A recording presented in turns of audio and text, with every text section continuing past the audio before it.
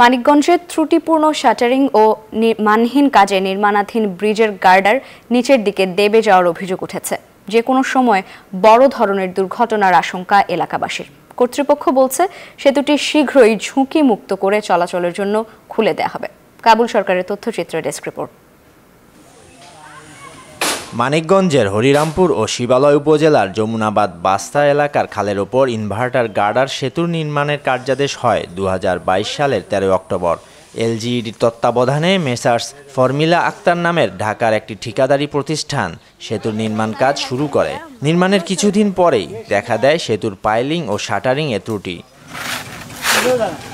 ত্রুটির মধ্যেই ঢালাই দিলে সেতুর গার্ডার মাঝখানে দেবে বাঁকা হয়ে যায়। বাঁকা গার্ডারের ওপরেই চলছে সেতু নির্মাণের কাজ। ফলে সেতুর নিচ দিয়ে ব্যাহত হচ্ছে নৌযান চলাচল। দুশ্চিন্তায় পড়েছেন স্থানীয়রা।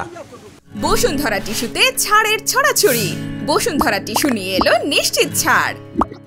1 থেকে 1.5 ফুট মাঝখান দিয়ে যেতে পারে গেছে, এবং কি গাড়ি ঘোড়া দেখতে গেলে যে কোনো একটা দুর্ঘটনা ঘটতে পারে।